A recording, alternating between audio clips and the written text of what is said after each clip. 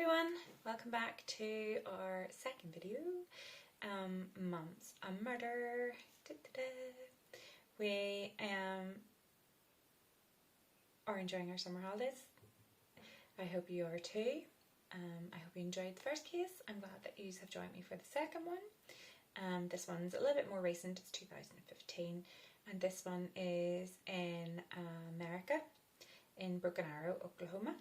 I don't know if you have heard of it. It's called the Broken Arrow Murders or Killings, and it's the Bever brothers, Michael and Robert. I don't know if you've ever heard of them. I myself have only come across it recently on YouTube, and I was like, I gotta find out more, I gotta do this, I gotta look it up. So I did, and here I am now. I found out more information about it, and now I'm bringing it to you, and I hope you enjoy it as much as I do.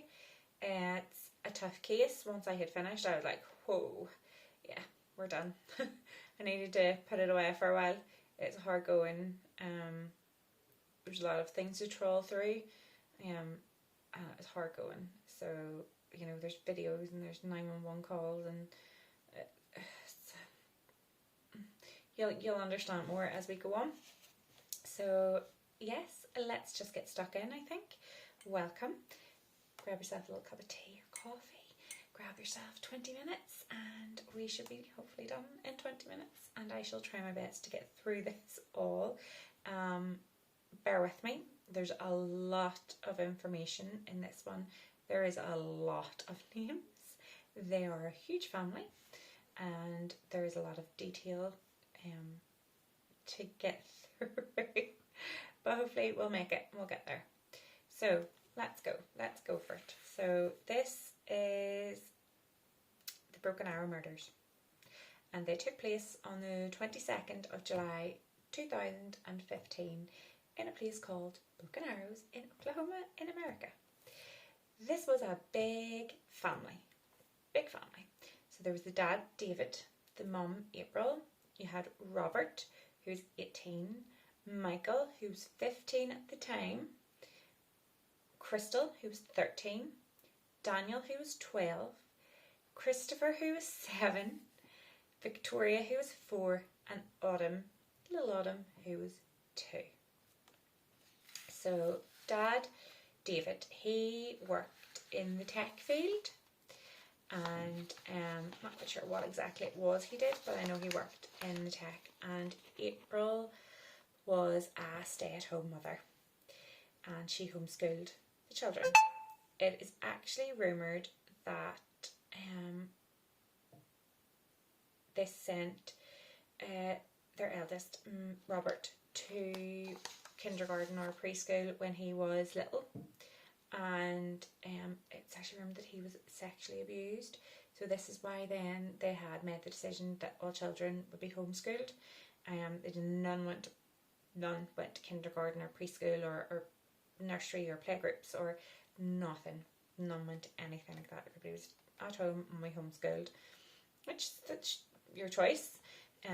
It's also stated that the family were quite reclusive.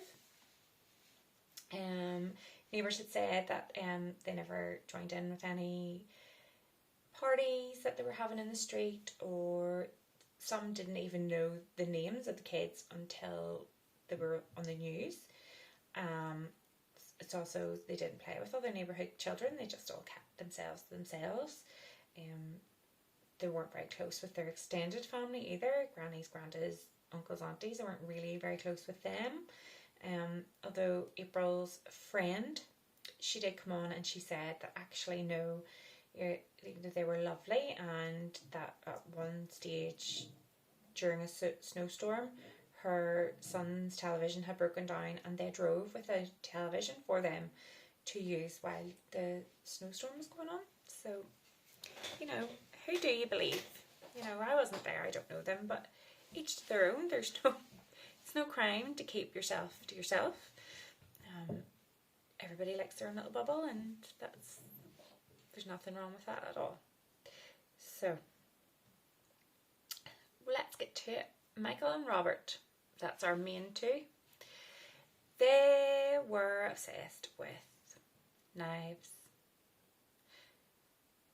YouTube, serial killers, all sorts. Yeah. So Robert, he wanted to be this famous YouTuber. Originally at the start, it was just he wanted to be funny. He wanted to do little skits and bring them to people, and that was originally what he wanted to do. In fact, you can still look up, I think, his videos on YouTube, and they're not, I think the early ones, I haven't actually looked that many up, but there was one I had seen. It was just like, yeah, I'm bringing you more content. It's, I've got skits ready to go. Nothing too alarming, he wanted to be YouTube famous, and that's what he wanted, and this is what he had planned to do. He wrote scripts and plays and things like that, I think, as I suppose young children do these days. What can I say? I'm on YouTube. So that didn't quite go to plan. Well, it's not how it worked out, because then he got absolutely obsessed with serial killers and wanting to be like them and famous like them. And he also got his younger brother, who just idolised his older brother, Robert, to participate in this obsession. So they were both now obsessed with serial killers. They both loved knives and they had knife collections. They also decided that this was going to be their thing. This was going to be the thing that made them famous, and they were going to commit murder. 18 and 15. Their goal was to be serial killers. That's what they wanted to do. So Robert was, of course, he was 18 at the time, so he ordered guns and ammo off the internet. The ammo could be delivered to the house, but the guns, they were delivered to a shop in the town, and he would have to go and pick them up himself. So their big, bright, wonderful plan was to murder their family first, and then go on an absolute killing spree from Oklahoma to Washington. So they decided that the night before the ammunition was arriving, that they would kill off their parents and siblings, because they didn't want their mum and dad to see the ammo. Makes sense, really, doesn't it? Yeah. So they had a plan. It was going to be super smooth, like in the movies. They were going to be so stealthy. They were going to go in, everybody, when they were sleeping, slit their throats, nice and quiet, and nobody would know what was going on. They were then going to clean up the house, take their bodies, put them in bags, put them in bins, and put the bins up in the attic, make sure there was nothing left in the house, and go off on a killing spree. Yeah. Well, things didn't quite go as planned. Unfortunately, some of it did, but not the way they wanted it to.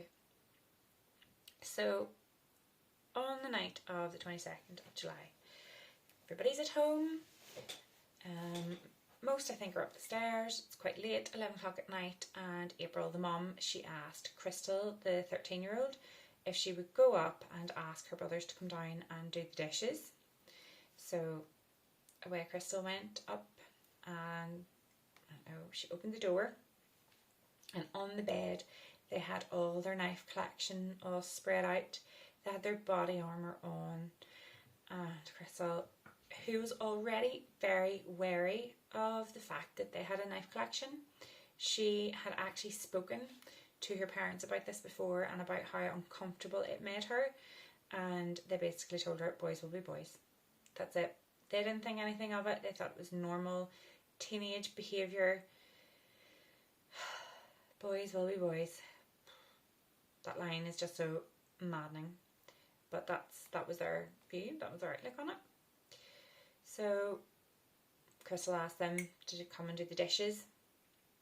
And I think it was Michael or Robert, one of them said to the other one, shall we do it now? And the other one just went, yes. And that was the start of it. They took Crystal over to the computer pretending to show her something. And while Michael was distracting her, Robert slit her throat. Now, this did not kill her.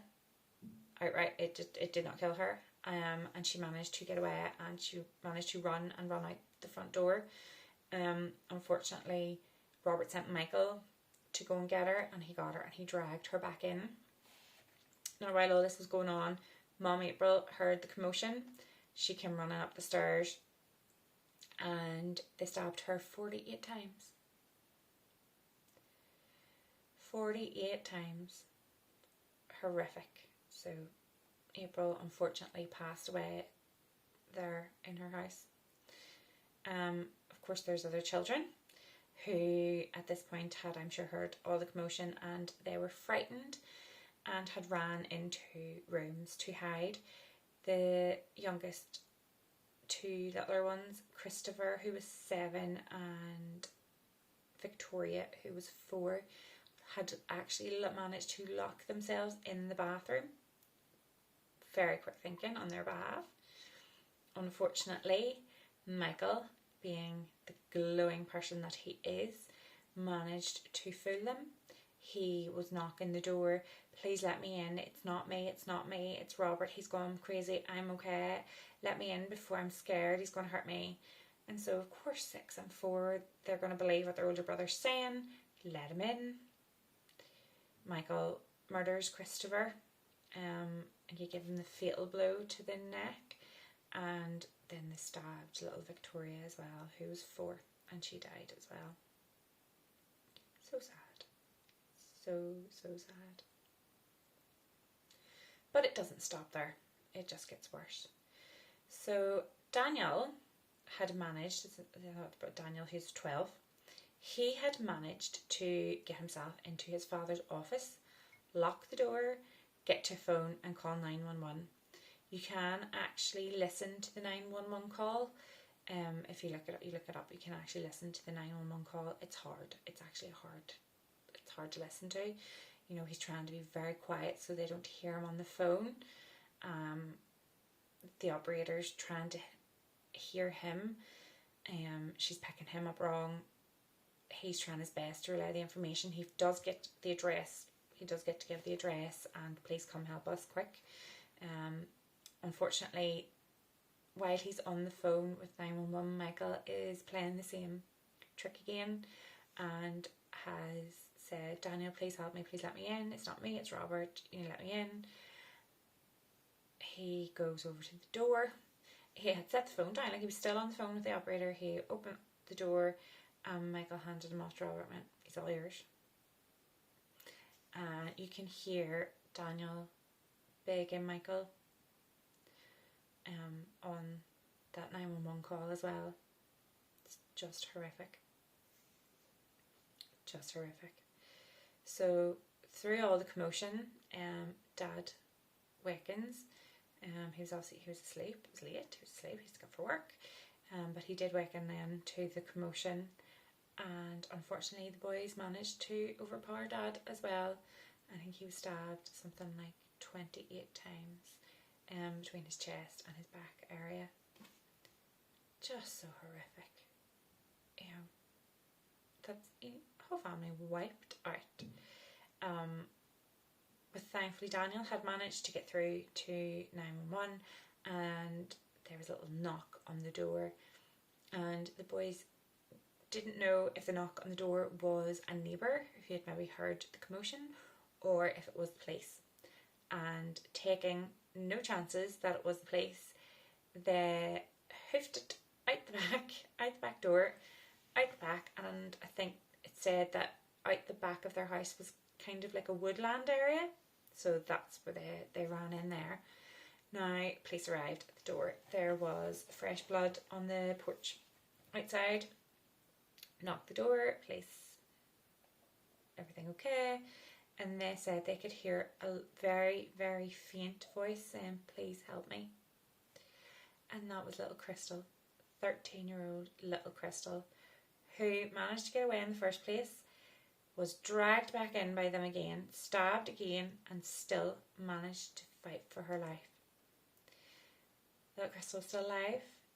At one point, I think she just played dead to get them to leave, and it worked. So police come in, find absolute carnage, chaos, blood everywhere. They managed to lift Crystal, get her out, get her into an ambulance, get her off for some much needed care, and Crystal thankfully survived. She survived to tell the tale and be witness in their trials. So police then, obviously, they go on in the house, they find all the bodies, and they find fresh footprints at the back door. Realising then the boys have obviously went out the back, they release their K9 units. Awesome. K9 units soon catch up with them, actually managed to attack or do their job. I'm not sure, they don't like the word attack because they're not, he deserves it. They get Michael and they get Michael down. So he deserved it. And you can see in his pictures that was taken of him afterwards, his top's all ripped and the dog did a good job. Good canines. So they were both arrested and taken in for interrogation. And you can watch Michael's interrogation video. It's about an hour and a half long. It's hard going.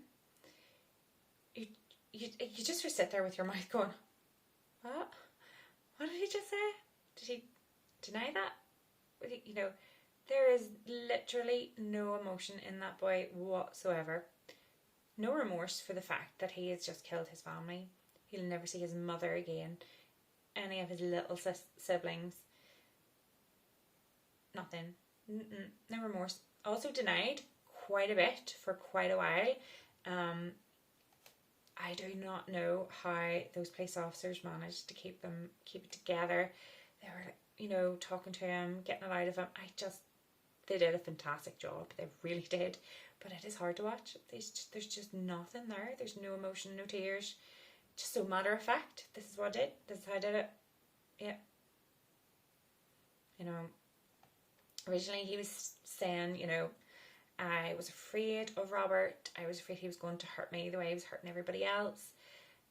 But you could have stopped that. You could have stopped that way before it even started if that was the case. So, no. No. So, both boys go to trial. Both plead not guilty.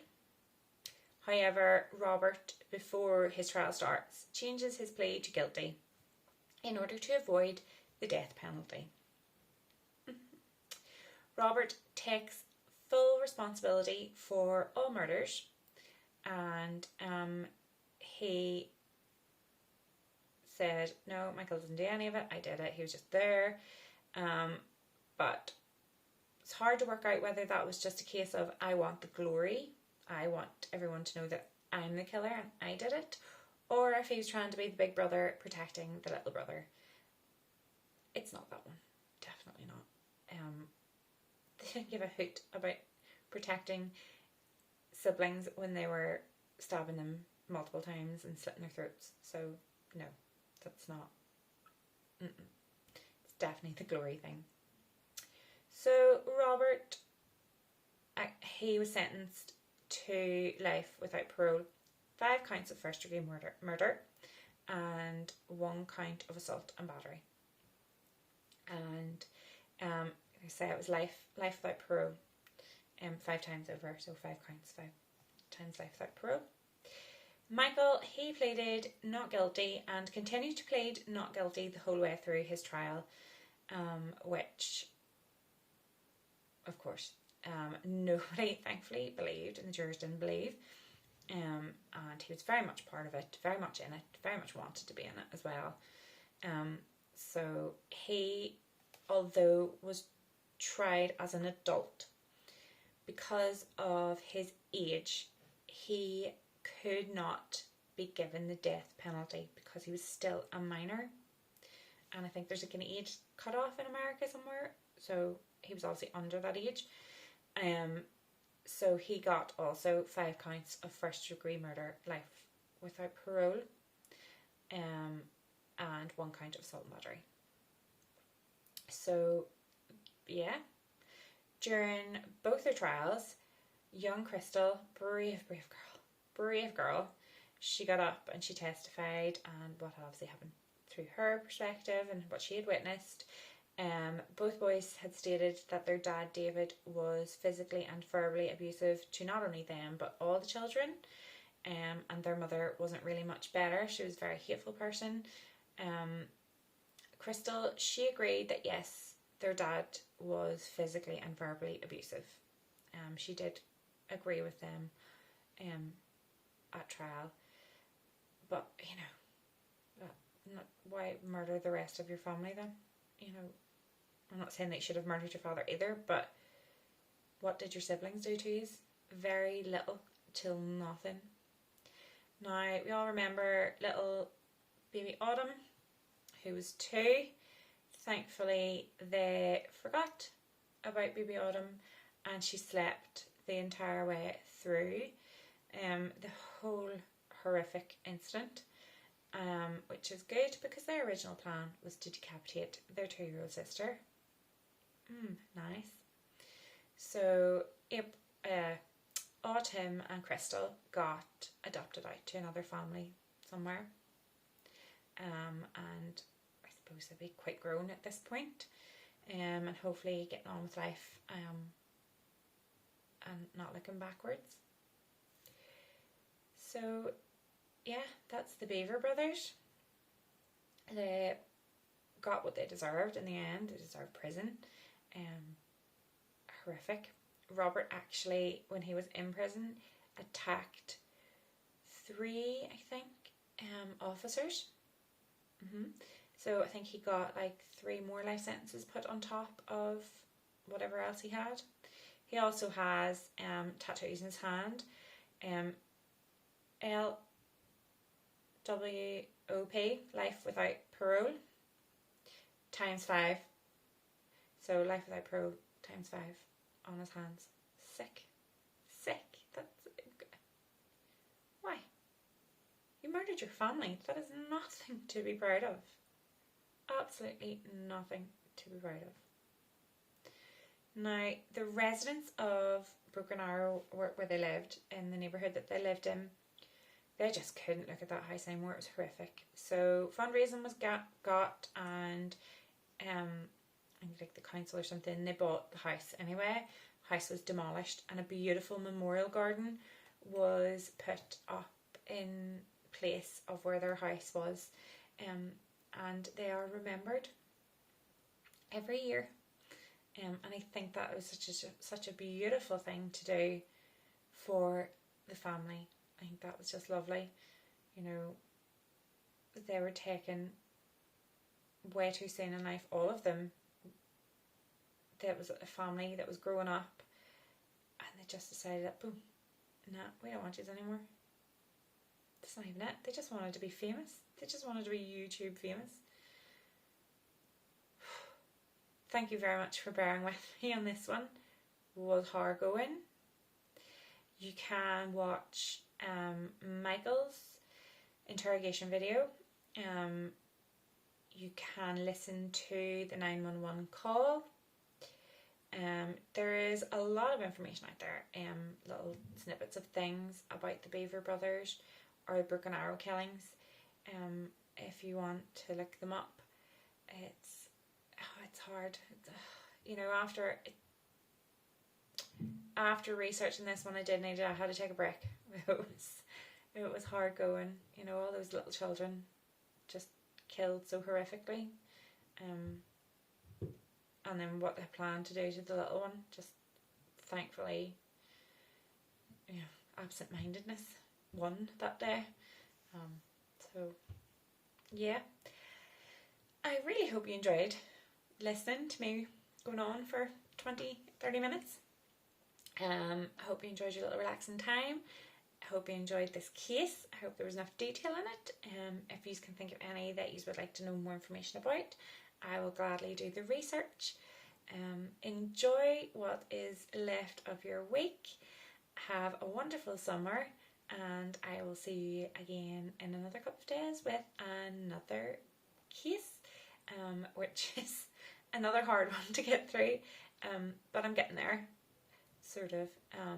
But yeah, so enjoy the rest of your day, and I will see you later. Bye.